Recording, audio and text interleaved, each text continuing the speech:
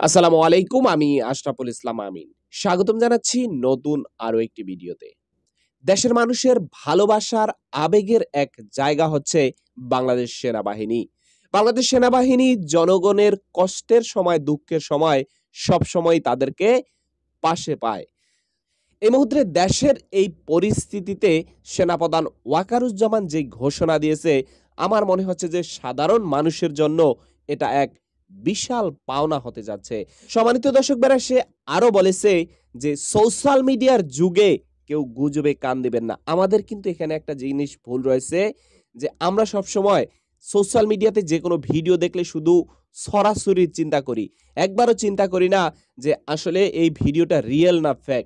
সম্মানিত দর্শকরা, এই বিষয়েই সে আমাদেরকে সচেতন করেছে।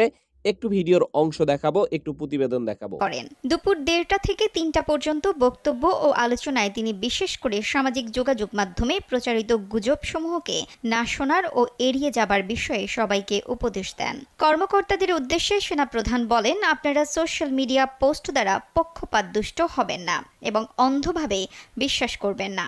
সোশ্যাল মিডিয়ায় আপনারা যা দেখছেন তা সত্য নাও হতে পারে। গুজব এড়িয়ে এখন একটা অস্বাভাবিক পরিস্থিতি বিরাজ করছে, যা স্বাভাবিক করার দায়িত্বে সেনাবাহিনীকে সারা দেশে নিয়োজিত করা হয়েছে।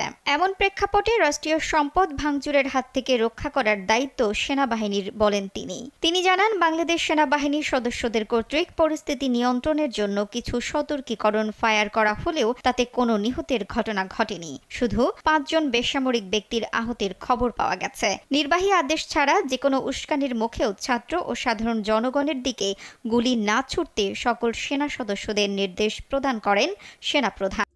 দর্শক, নিশ্চয়ই ভিডিওর সামান্যতম কিছু অংশ আপনারা দেখলেন। আল্লাহ তাআলা ভালো জানে যে কি ঘটতে যাচ্ছে বা কি হতে যাচ্ছে। তো সম্মানিত ভাইরা, এ হচ্ছে টোটাল বিষয়। তো আজকের ভিডিওটি এখানে শেষ করতে চাই। দেখা হবে নতুন অন্য কোনো ভিডিওতে। সবাই ভালো থাকবেন। আসসালামু আলাইকুম ওয়া রাহমাতুল্লাহি ওয়া বারাকাতুহু।